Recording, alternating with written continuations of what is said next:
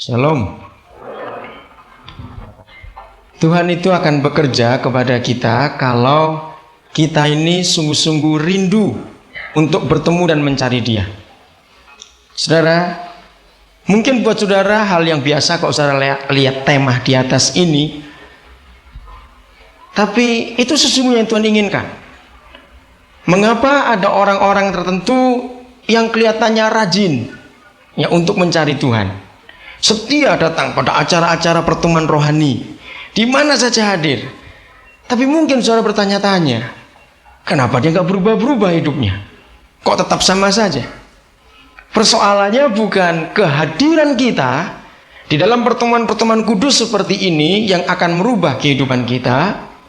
Perubahan itu terjadi karena kuasa firman yang kita terima dalam kehidupan kita. Firman itu yang mengubah seluruh kehidupan kita. Nah, hanya dengan mendengar firman Tuhan saja, dengan cara kita hadir dalam pertemuan-pertemuan kudus seperti ini, itu tidak akan menjamin waktu kita mendengar firman itu akan mengubahkan kita, nggak akan menjamin. Yang menjamin adalah kerinduan hati kita dalam mencari Tuhan. Sama contoh yang paling sederhana, ilustrasi atau gambaran yang paling sederhana. Kalau suatu hari saudara diajak oleh seorang teman hadir ke satu rumah makan yang baru dibuka yang terkenal di Jakarta ini. Orang bilang, "Oh, masakannya enak di situ." Semua orang suka. Tapi kalau waktu kita diajak ke rumah makan itu, kita sudah kenyang, apa yang terjadi kira-kira? Ya, lumayan lah. Yang ngajak jadi tersinggung.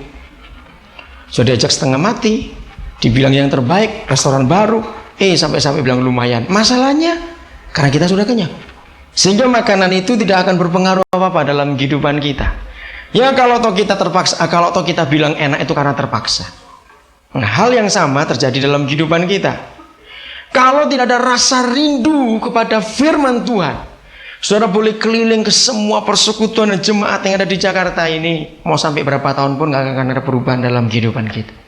Malam ini Tuhan ingin mengajar kita tentang peranan firman dan Roh Kudus yang tidak bisa lepas satu dengan yang lain. Dua-duanya selalu bekerja sama. Ya, dua-duanya selalu bekerja sama. Kalau bagian pertama tadi saya katakan tentang firman Tuhan yang sering kita dengar, yang kita selalu mendengarnya dan kita punya kerinduan untuk mencari firman Tuhan itu setiap hari kemanapun kita mau pergi. Saya betul-betul kagum kok lihat Jakarta ini. Setahu saya, selama sekian lama saya melayani Tuhan, saya keliling ke kota-kota lain di Indonesia ini, saya belum pernah ketemu seperti di Jakarta. Kalau saudara hadir di persekutuan manapun juga, kalau di beberapa gereja tidak semuanya tapi ada juga, saudara pasti sudah dihadang, ada banyak anak Tuhan yang memberi selebaran. Betul enggak? Wah, kalau sudah pulang itu dikumpulkan seminggu sudah lumayan tuh. Artinya apa? Saudara boleh pilih setiap hari itu ada berapa kali pertemuan seperti ini. Nggak ada di kota lain seperti itu. Kalau nggak Jakarta, masuk ke persekutuan mana aja, wah sudah menghadang jajar-jajar begitu memberi selebaran semuanya. Saudara, ingat, kalau kita terima banyak akan dituntut banyak oleh Tuhan. Dengar ini baik-baik. Saya nggak nakut-nakuti saudara. Ya udah, mulai minggu depan sekali aja lah dengar firman Tuhan dengan banyak-banyak. Karena ditakut-takuti, saya nggak nakut-nakuti. Tuhan Yesus bilang sendiri begitu. Siapa yang terima banyak dituntut banyak. Nah, kira-kira tuntutan apa yang Tuhan inginkan dari kita? Ya, tuntutan seberapa banyak kita dengar firman itu, sebanyak itu juga pertumbuhan hidup kita di hadapan Dia. Itu kemauan Tuhan. Jadi kalau saudara rajin hadir di banyak tempat pertemuan-pertemuan kudus seperti ini lalu mencari Tuhan, usahakan ada perubahan-perubahan yang nyata. Nah, itu dari segi firman Tuhannya. Lalu dari segi Roh Kudus.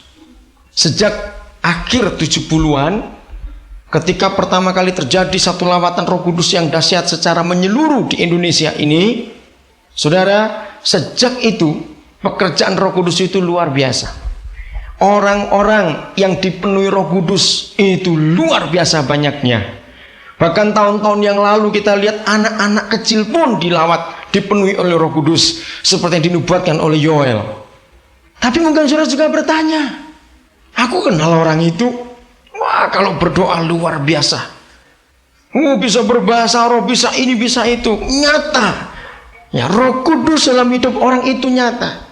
Tapi kembali kita bertanya, kok tidak ada perubahan yang nyolok? Ya, paling biasa-biasa saja. Nah, satu dipenuhi firman, rajin dengar firman Tuhan, ya biasa-biasa perubahannya. Yang satu dipenuhi Roh Kudus, ya biasa-biasa juga perubahannya. Lalu yang bagaimana yang Tuhan inginkan? Saudara, ada target Allah yang Dia ingin kita mencapainya bersama-sama. Dan cuma satu, nggak ada dua, nggak ada tiga, cuma satu target Allah. Dan itu yang terakhir yang Dia kehendaki. Dia tidak menghendaki yang lebih daripada itu. Itu target Allah dan kerinduan Allah Bapa surgawi kita yang sangat Dia nantikan untuk terjadi dalam kehidupan kita, yaitu menjadi seperti Yesus. Itu kerinduannya. Nggak ada yang lebih daripada itu. Yang lain-lain yang kita rindukan dalam kehidupan itu hanya pelengkap. Tapi sasaran yang terutama di dalam panggilan kita sebagai orang-orang berdosa, dipanggil menjadi anak-anak Tuhan, ditebus dengan hidup Yesus dengan darah yang begitu mahal, cuma satu tujuannya, menjadi seperti Yesus. Yang lain itu pelengkap. Saudara punya karunia ini, saudara bisa melayani, saudara perlu mobil, saudara perlu rumah, itu pelengkap. Itu bukan tujuan. Tapi yang terutama, jadi seperti Yesus. Tidak ada kerinduan dan kehendak Allah Bapa kita kecuali yang ini. Lebih tinggi mana enggak? Sampai di situ.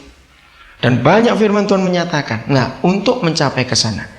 Maaf, ayat-ayatnya saudara-saudara ingat saja. Roma 8:29, 1 Yohanes 3 ayat 2. Itu dua ayat yang paling terkenal. Dan ada yang lain-lain. Roma 8 enggak usah dibuka, saya sebut saja Roma 8:29, 1 Yohanes 3 ayat 2. Itu kerinduan Bapa surgawi kita. Lagi sekali, yang lain itu pelengkap. Saudara berpuasa supaya saudara diurapi. Kalau kita melayani orang banyak dijamah oleh Tuhan, itu pelengkap. Saudara rindu punya karunia kesembuhan. Kalau kita mendoakan orang sakit, orang itu sembuh, itu pelengkap. Saudara bergumul untuk sebuah rumah, ingin fasilitas dalam hidup, mobilkah atau yang lain-lain, itu semua pelengkap. Bahkan sampai pada masalah pernikahan juga, itu pelengkap. Sebab semua yang kita minta di dalam kehidupan kita ini, semuanya harus dipakai untuk ke satu tujuan itu. Maka itu dalam Roma 8 ayat 28. Sebetulnya dalam Alkitab kita bahasa Indonesia agak sedikit salah terjemahannya. Tadi saya sebutkan Roma 8:29. Dia merindukan kita jadi sama seperti Yesus anaknya. Dan bagaimana caranya ke sana? Ayat 28-nya. Kita tahu sekarang bahwa Allah turut bekerja di dalam segala perkara untuk kebaikan kita. Nah, terjemahan itu kurang tepat. Sebetulnya begini. Kita tahu sekarang bahwa Allah itu mengizinkan semua perkara yang terjadi di sekitar kita. Jadi bukan Allahnya, tapi Dia menggunakan semua kejadian, semua peristiwa, semua hal-hal yang terjadi di dalam kehidupan kita, di sekitar kita itu dipakai oleh Allah untuk mendatangkan kebaikan buat kita yang mengasihi Dia. Kebaikan yang bagaimana? Nah, seringkali kata baik kita cuma ambil sepotongnya baik. Ternyata kata baik dalam Roma 8:28 itu berhubungan langsung dengan baik buat Dia kalau kita jadi sama seperti Yesus. Bukan baik, aduh untung aku ditabrak mobil cuma kena kakinya nggak kena kepalanya. Baik, bukan baik itu berkat, memang berkat. Tapi kalau kita kena kecelakaan, kita luka di bagian kaki kita bisa bersyukur. Kita mengucapkan Roma 8:28. Hanya bersyukur, untung gak kena kepalanya, kena kakinya. Saudara, tapi setelah peristiwa itu tidak ada perubahan-perubahan apa-apa dalam kehidupan kita untuk kita setingkat sedikit lebih menjadi seperti Yesus. Gak ada gunanya. Oh, aku mengalami persoalan yang begitu berat, seharusnya ini rugi. Puji Tuhan, kita ucapkan, aku tahu sekarang Allah turut bekerja dalam segala perkara untuk mendatangkan kebaikan buat orang yang mengasihi Dia. Kalau setelah peristiwa itu tidak ada perubahan iman kita, kasih kita, hal-hal yang ada dalam diri Yesus itu pindah dalam kehidupan kita.